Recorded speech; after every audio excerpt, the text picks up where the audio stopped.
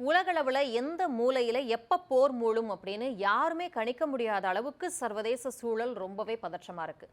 பரபரப்பான வணிக நீர்வழி பாதைகளான செங்கடல் பகுதியோ இல்லை ஹார்முஸ் நீரிணையோ முடக்கப்பட்டா அடுத்த வினாடியே கச்சா எண்ணெயுடைய விலை அப்படிங்கிறது பயங்கரமாக உயர்ந்துடுது. அதனால் எங்கே போர் நடந்தாலும் இங்கே இந்தியாவில் நமக்கு பெட்ரோல், டீசல், சிலிண்டர் விலையெல்லாம் அதிகரிக்குது. இப்படிப்பட்ட ஒரு அசாதாரணமான சூழலில் ஒருவேளை வெளிநாடுகள்லேருந்து ஒரு சொட்டு எண்ணெய் கூட இந்தியாவுக்கு வரலைன்னா நம்ம நாட்டால் எத்தனை நாட்களுக்கு தாக்கு பிடிக்க முடியும்? நம்ம நாட்டுடைய ஆற்றல் பாதுகாப்பை பற்றியும் இந்தியாவை நோக்கி வரக்கூடிய மிகப்பெரிய பொருளாதார ஆபத்தை பற்றியும் ஒவ்வொருத்தரும் கட்டாயம் தெரிஞ்சுக்க வேண்டிய தகவல்களை பார்க்கலாம். இது தந்தி டிவியின் நியூஸ் டீப் டைவ். வழங்குவது நான் வினோதினி முத்துராமலிங்கம்.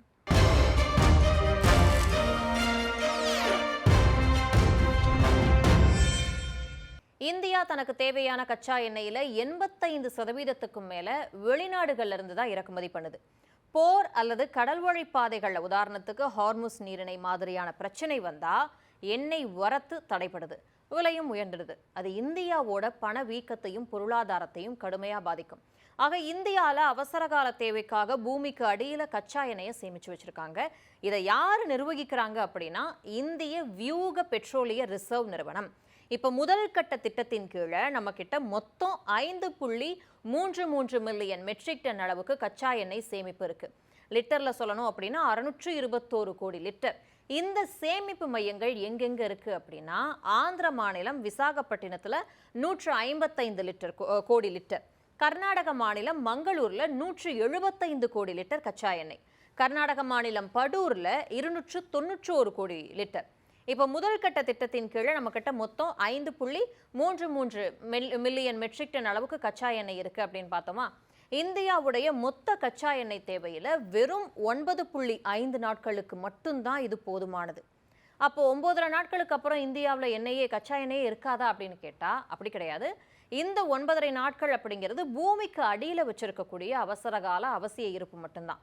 நம்ம நாட்டில் அரசாங்க எண்ணெய் நிறுவனங்கள், சுத்திகரிப்பு ஆலைகள், அப்புறம் விநியோக குழாய்களில் எப்போவுமே வர்த்தக ரீதியான எண்ணெய் இருப்பு இருக்கும்.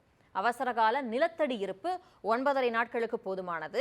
எண்ணெய் நிறுவனங்களுடைய வர்த்தக இருப்பு அப்படிங்கிறது இன்னும் 64.5 நாட்களுக்கு போதுமானதாக இருக்குது. ஆக மொத்தம் சுமார் ஒரு 74 நாட்களுக்கு போதுமான கச்சா எண்ணெய் இருப்பு நம்மக்கிட்ட இருக்குது. அதாவது வெளிநாடுகளிலிருந்து ஒரு சொட்டு எண்ணெய் நமக்கு வரலைனாலும் கூட இந்தியாவால் 74 நாட்களுக்கு சமாளிக்க முடியும்.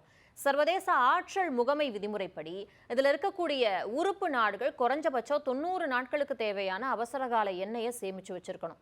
இந்தியா 2023 இந்த அமைப்பில் முழு உறுப்பினராக சேர்ந்ததால நாமளும் இந்த 90 நாட்கள் அப்படிங்கிற இலக்கை அடையறதுக்கு தீவிரமாக உழைச்சிக்கிட்டு வரோம். முதல் கட்ட திட்டத்தின் கீழே எவ்வளவு கச்சா எண்ணெய் இருக்கு அப்படின்னு சொல்லி நம்ம பார்த்தோம்.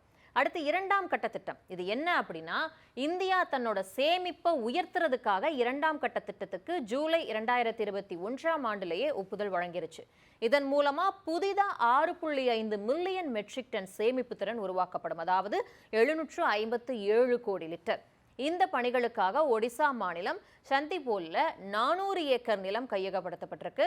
கர்நாடக மாநிலம் பட்டூர்ல அக்டோபர் 2025 ஒப்பந்தம் கையெழுத்தாகி நிதி பணிகள் நடந்துகிட்டு வருது. இந்த இரண்டாம் கட்டம் முடிஞ்சிருச்சு அப்படின்னா இந்தியாவுடைய மொத்த அவசரகால நிலத்தடி சேமிப்பு 1378 கோடி லிட்டரா உயரும். ஆனா ஒரு சின்ன பிரச்சனை, இந்த இரண்டாம் கட்ட திட்டத்துல நிலம் கையகப்படுத்துறது, டெண்டர் விடுறது அப்படின்னு பல நடைமுறை தாமதங்கள் இருக்கு. இதனால ஒதுக்கப்பட்ட நிதியை சரியா பயன்படுத்த முடியல அப்படின்னு நாடாளுமன்ற நிலைக்குழு கவலை தெரிவிச்சிருக்கு. இந்த இரண்டாம் கட்டம் தவிர இன்னும் சில புதிய திட்டங்களையும் இந்தியா கையில் எடுத்திருக்கு. கர்நாடக மாநிலம் மங்களூர்ல ஏற்கனவே இருக்கக்கூடிய மையத்துக்கு பக்கத்திலேயே எண்ணெய் மற்றும் இயற்கை எரிவாயு நிறுவனம் இதை உருவாக்குது. 155 ஏக்கர் நிலம் கையகப்படுத்தப்பட்டிருக்கு. இதுல பாதிய அவசர காலத்துக்கும் பாதிய வர்த்தக பயன்பாட்டுக்கும் பயன்படுத்த திட்டமிட்டிருக்காங்க. ராஜஸ்தான் மாநிலம் பிகானேர்ல சாத்தியக்கூறு ஆய்வுகள் முடிஞ்சு இறுதி கட்டத்தில் இருக்கு. மத்திய பிரதேச மாநிலம் பீனால முதல் கட்ட ஆய்வு முடிஞ்சு அடுத்த கட்ட விரிவான ஆய்வு நடக்க போகுது. நம்ம நாட்டோட ஆற்றல் பாதுகாப்பை பலப்படுத்த ஐக்கிய அரபு அமீரகத்தோட கைகோர்த்திருக்கும்.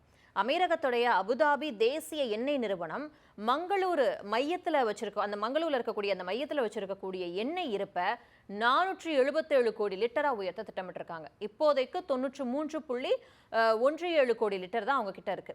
அமீரகத்தில் இருக்கக்கூடிய புஜைரா எண்ணெய் மையத்திலையும் இந்தியாவிற்கான சேமிப்பு வசதிகளை உருவாக்குறதுக்கு பேச்சுவார்த்தை நடக்குது. கச்சா எண்ணெய் மட்டும் இல்லாம சமையல் எரிவாயு எல்பிஜி, அப்புறம் திரவ இயற்கை எரிவாயு எல்என்ஜி, இந்த சேமிப்பு மையங்களையும் இணைந்து உருவாக்க முடிவு செய்யப்பட்டிருக்கு. இன்னைக்கு சர்வதேச அளவில் வர்த்தகம் முடங்கினாலும் அடுத்த 74 நாட்களுக்கு தேவையான கச்சா எண்ணெய் இந்தியாவில் இருக்கு. எந்த தட்டுப்பாடும் இல்லாமல் இயங்க முடியும் இந்தியாவால. இது நமக்கு பெரிய நிம்மதி தான்.